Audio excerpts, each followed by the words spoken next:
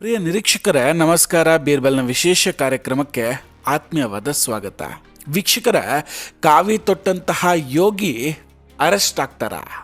March ತಿಂಗಳಲ್ಲಿ ಅಂದರೆ ಹೋಳಿ ಹಬ್ಬದ ನಂತರ ಹಿಂದೂಗಳ ನಡುವೆ ದೊಡ್ಡ ಮಟ್ಟದ ಹಿಂಸಾಚಾರ ಸಂಭವಿಸಬಹುದಾ? ಇದನ್ನು ಕೇಳಿ ನಿಮಗೆ ಶಾಕ್ ಆಗಬಹುದು.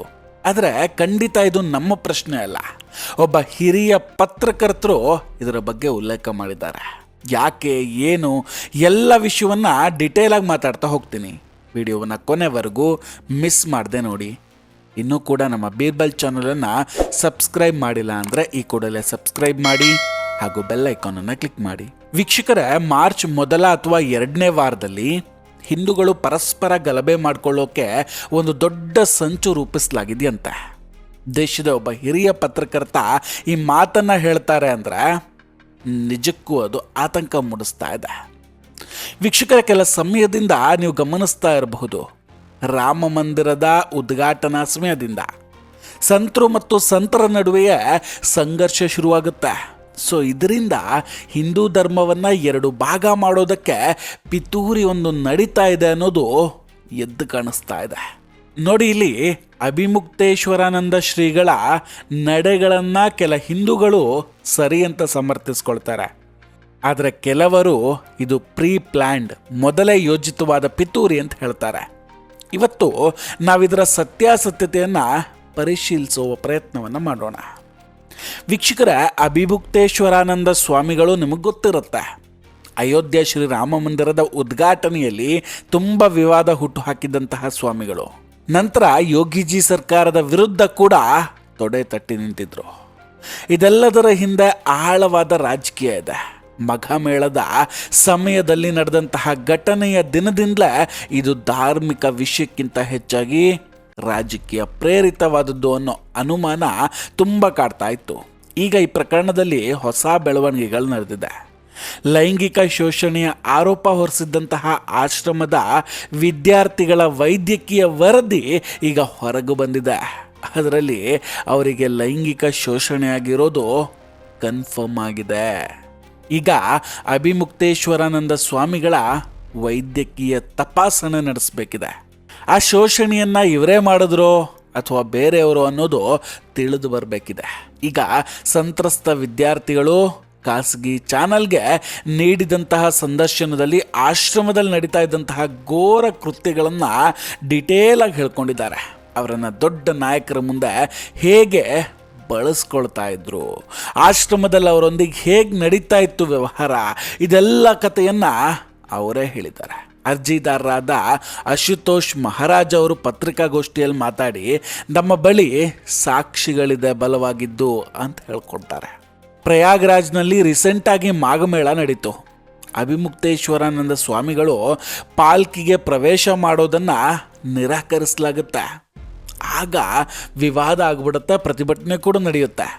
ಆ ಸಮಯದಲ್ಲಿ ಉತ್ತರ ಪ್ರದೇಶದ ಉಪಮುಖ್ಯಮಂತ್ರಿಯೊಬ್ಬರು ಅಭಿಮುಕ್ತೇಶ್ವರಾನಂದ ಅವರಿಗೆ ಕರೆ ಮಾಡಿ, ನೀವೀಗಲೇ ಪ್ರತಿಭಟನೆಯನ್ನು ಕೊನೆಗೊಳಿಸಬೇಕು, ನಾನು ಬಂದು ಜ್ಯೂಸ್ ಕುಡಿಸಿದ ನಂತರವೇ ಅದನ್ನು ನಿಲ್ಲಿಸಿ ಅಂತ ಹೇಳಿದ್ರಂತೆ. ಈ ಆರೋಪ ಕೂಡ ಕೇಳಿಬರ್ತಾ ಇದೆ. ಇದು ನೇರವಾಗಿ ಬ್ರಿಜೇಶ್ ಪಾಠಕ್ ಅವರತ್ತ ಬೆರಳು ಮಾಡಿ ತೋರಿಸ್ತಾ ಇದೆ. ಯಾಕಂದರೆ ಈ ಹಿಂದೆ ಅಶುತೋಷ್ ಮಹಾರಾಜ್ ಅವರು ಪತ್ರಿಕಾಗೋಷ್ಠಿಯಲ್ಲಿ ಅವರ ಹೆಸರನ್ನು ಬಹಿರಂಗವಾಗಿ ಉಲ್ಲೇಖ ಮಾಡಿದರು. ಯೋಗಿಜಿಯಿಂದ ಅಧಿಕಾರವನ್ನು ಕಬಳಿಸೋದಕ್ಕೆ ಒಂದು ದೊಡ್ಡ ಜಾಲವೇ ಇಲ್ಲಿ ಪಿತೂರಿ ನಡೆಸ್ತಾ ಇದೆ ಅಂತ ಹೇಳಿದರು. ಆದರೆ ಇನ್ನೊಂದು ಕಡೆ ಅಭಿಮುಕ್ತೇಶ್ವರಾನಂದ ಶ್ರೀಗಳು ಈ ಎಲ್ಲ ಆರೋಪಗಳನ್ನು ನಿರಾಕರಿಸ್ತಾರೆ. ಜೊತೆಗೆ ಅವರು ಮಾಧ್ಯಮಗಳ ವಿರುದ್ಧವೇ ಪ್ರಶ್ನೆಯನ್ನು ಎತ್ತಾರೆ. ಆಜ್ ತಕ್ ಚಾನಲ್ನಲ್ಲಿ ಮಕ್ಕಳು ಹೇಗೆ ಸಂದರ್ಶನ ಮಾಡೋದಕ್ಕೆ ಸಾಧ್ಯ ಆಯಿತು ಅಂತ ಕೇಳ್ಕೊಂಡಿದ್ದಾರೆ. ಅವ್ರಿಗೆ ಯಾರೋ ಹೇಳ್ಕೊಟ್ಟಿದ್ದನ್ನು ಅವ್ರಿಲ್ಲಿ ಬಂದು ಹೇಳ್ತಾ ಇದ್ದಾರೆ. ಆ ಮಕ್ಕಳ ಗುರುತನ್ನು ಯಾರು ದೃಢಪಡಿಸಿದ್ರು ಅನ್ನೋದು ಈಗ ಪ್ರಶ್ನಿಸಿದ್ದಾರೆ. ಅಪ್ರಾಪ್ತ ಬಾಲಕರ ಮೇಲೆ ದೌರ್ಜನ್ಯ ನಡೆದಾಗ ಪೋಕ್ಸೋ ಕಾಯ್ದೆಯ ಪ್ರಕಾರ ಅವರ ಗುರುತನ್ನು ಎಲ್ಲಿಯೂ ಬಹಿರಂಗಪಡಿಸೋ ಹಾಗಿಲ್ಲ. ನ್ಯಾಯಾಲಯ, ಪೊಲೀಸ್ ಅಥವಾ ದೂರುದಾರರನ್ನು ಹೊರತುಪಡಿಸಿ ಈ ಮಾಹಿತಿ ಮಾಧ್ಯಮಗಳಿಗೆ ಹೇಗೆ ಗೊತ್ತಾಯಿತು ಅನ್ನೋದು ಅವರ ಪ್ರಶ್ನೆ. ಮಕ್ಕಳು ತಾವಾಗಿಯೇ ಅಲ್ಲಿಗೆ ಹೋದರೆ ಅಥವಾ ಯಾರಾದರೂ ಅವರನ್ನು ಅಲ್ಲಿ ಕರ್ಕೊಂಡು ಹೋದ್ರಾ ಅಂತ ಕೇಳ್ತಾ ಇದ್ದಾರೆ.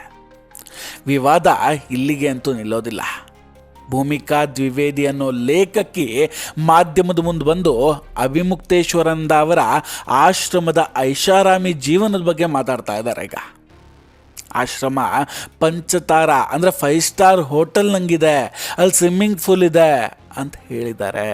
ಅಭಿಮುಕ್ತೇಶ್ವರಾನಂದ ಅವರ ಐಷಾರಾಮಿ ಜೀವನವನ್ನು ಒಬ್ಬ ಸಖಿ ಮಹಿಳಾ ಸ್ನೇಹಿತೆ ನೋಡ್ಕೊಳ್ತಿದ್ರು, ಜೊತೆಗೆ ಅವರೊಂದಿಗೆ ಅವರು ಮಲಗ್ತಾ ಇದ್ರು ಅನ್ನೋ ಮಾತನ್ನು ಭೂಮಿಕಾ ದ್ವಿವೇದಿ ಹೇಳ್ತಾ ಇದ್ದಾರೆ.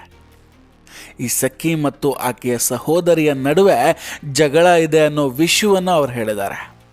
ಸಖಿಯ ಸಹೋದರಿಯು ಸಾತ್ವಿಕ ಜೀವನ ನಡೆಸ್ತಿದ್ರೆ ಈ ಸಖಿಯು ಮಧ್ಯಾಹ್ನದವರೆಗೆ ಮಲಗ್ತಾ ಐಷಾರಾಮಿ ಜೀವನ ನಡೆಸ್ತಿದ್ದಾಳೆ ಅಂತ ದೂರಿದ್ದಾರೆ. ದೈಹಿಕ ಅಗತ್ಯಗಳ ಬಗ್ಗೆ ಈ ಮಹಿಳೆಯು ಮಾತನಾಡಿದ ಆಘಾತಕಾರಿ ವಿಷಯಗಳು ಕೂಡ ರೆಕಾರ್ಡ್ ಆಗಿದೆಯಂತೆ. ಸೊ ಈಗ ಈ ಇಡೀ ಪ್ರಕರಣ ಕೇವಲ ಪಾಲ್ಕಿ ವಿವಾದಕ್ಕೆ ಸೀಮಿತ ಆಗಿಲ್ಲ, ಅದು ಕೇವಲ ಒಂದು ಸಣ್ಣ ನೆಪ ಆಗಿತ್ತಷ್ಟೇ. ಪೋಕ್ಸೋ ಕಾಯ್ದೆ ಅಡಿಯಲ್ಲಿ ಪ್ರಕರಣ ದಾಖಲಾಗಿರೋದ್ರಿಂದ ಈಗ ಕಾನೂನು ಕ್ರಮಗಳು ಕಠಿಣವಾಗಂತೂ ಇರುತ್ತೆ. ಇತ್ತ ರಾಜಕೀಯವಾಗಿಯೂ ಈ ವಿಷಯ ಸದ್ದು ಮಾಡ್ತಾ ಇದೆ. ಅಖಿಲೇಶ್ ಯಾದವ್ ಅವರು BJP ಸರ್ಕಾರದ ಒಳಜಗಳದ ಬಗ್ಗೆ ಸುದೀರ್ಘ ಟ್ವೀಟನ್ನು ಮಾಡಿದ್ದಾರೆ. ಆದರೆ ನಿಜ ಹೇಳಬೇಕು ಅಂದರೆ ಹಿಂದಿನ ಅಖಿಲೇಶ್ ಯಾದವ್ ಸರ್ಕಾರದಲ್ಲಿಯೇ ಅಭಿಮುಕ್ತೇಶ್ವರಾನಂದ ಅವರ ಮೇಲೆ ಹಲವಾರು ಕೇಸ್ಗಳು ದಾಖಲಾಗಿದ್ವು. ಹಾಗೆ ನೋಡಿದ್ರೆ ಯೋಗಿ ಆದಿತ್ಯನಾಥ್ ಅವರ ಸರ್ಕಾರದ ನಂತರವೇ ಅವುಗಳನ್ನು ಹಿಂಪಡೆಯಲಾಗಿತ್ತು ಕೂಡ. ಅಷ್ಟಾದರೂ ಅಭಿಮುಕ್ತೇಶ್ವರಾನಂದ ಅವರೇ ಯೋಗಿ ಅವರ ವಿರುದ್ಧ ಮಾತಾಡ್ತಾ ಇರೋದು ತುಂಬ ಆಶ್ಚರ್ಯ ಅನ್ನಿಸ್ತಾ ಇದೆ. ಕೇಶವ್ ಪ್ರಸಾದ್ ಮೌರ್ಯ ಮತ್ತು ಯೋಗಿ ಆದಿತ್ಯನಾಥ್ ಅವರು ಸದ್ಯಕ್ಕೆ ವಿದೇಶಿ ಪ್ರವಾಸದಲ್ಲಿದ್ದಾರೆ. ಇಂತಹ ಸಂದರ್ಭದಲ್ಲಿ ಇಂತಹ ಬೆಳವಣಿಗೆಗಳು ನಡೀತಾ ಇರೋದು ತುಂಬ ಕುತೂಹಲ ಮೂಡಿಸ್ತಾ ಇದೆ. ಇದು BJP ಒಳಗಿನ ಯಾರೋ ಒಬ್ಬರನ್ನ ಟಾರ್ಗೆಟ್ ಮಾಡುವ ಉದ್ದೇಶವೇ ಅನ್ನೋ ಪ್ರಶ್ನೆಗಳಿದ್ದಿದೆ. ಇಂತಹ ಗಂಭೀರ ಆರೋಪಗಳೀಗ ಇಡೀ ಹಿಂದೂ ಸಮಾಜವನ್ನು ಬೆಚ್ಚಿ ಬೀಳಿಸಿದೆ. ಇದನ್ನು ಕೇವಲ ರಾಜಕೀಯ ಪ್ರೇರಿತ ಅಂತ ತಳ್ಳಿಹಾಕೋದಕ್ಕೆ ಖಂಡಿತ ಸಾಧ್ಯ ಇಲ್ಲ. ಯಾಕಂದರೆ ಸ್ವತಃ ಆಶ್ರಮದೊಂದಿಗೆ ಸಂಬಂಧ ಹೊಂದಿರುವ ಕುಟುಂಬಗಳು ಮತ್ತು ಅಲ್ಲಿದ್ದ ಬಾಲಕರು ಬಹಿರಂಗವಾಗಿ ಈ ಆರೋಪಗಳನ್ನು ಮಾಡ್ತಿದ್ದಾರೆ. ಸನಾತನ ಧರ್ಮದ ಗೌರವದ ಪ್ರಶ್ನೆ ಇರೋದ್ರಿಂದ ಈ ವಿಷಯದಲ್ಲಿ ಶೀಘ್ರವಾಗಿ ನ್ಯಾಯಾಂಗ ತನಿಖೆಯಾಗಿ ಸತ್ಯ ಹೊರಗೆ ಬರಬೇಕಿದೆ. ಈ ಎಲ್ಲ ಅಂಶಗಳು ನಿಮಗೆ ಹೇಗನ್ಸುತ್ತೆ? ಇದರ ಹಿಂದೆ ಯಾರ ಹಿತಾಸಕ್ತಿ ಇರಬಹುದು ಅನಿಸುತ್ತೆ? ಇದೆಲ್ಲವನ್ನು ಕಮೆಂಟ್ ಮಾಡಿ ತಿಳಿಸಿ. ವೀಕ್ಷಕರೇ, ನೀವಿನ್ನೂ ಕೂಡ ನಮ್ಮ ಬೀರ್ಬಲ್ ಚಾನಲನ್ನು ಸಬ್ಸ್ಕ್ರೈಬ್ ಮಾಡಿಲ್ಲ ಅಂದರೆ ಈ ಕೂಡಲೇ ಸಬ್ಸ್ಕ್ರೈಬ್ ಮಾಡಿ ಹಾಗೂ ಬೆಲ್ ಐಕಾನನ್ನು ಕ್ಲಿಕ್ ಮಾಡಿ. ನಮಸ್ಕಾರ, ಟೇಕ್ ಕೇರ್ ಆ್ಯಂಡ್ ಬಾಯ್ ಬಾಯ್. ಮತ್ತೆ ಭೇಟಿಯಾಗೋಣ. ಜೈ ಹಿಂದ್.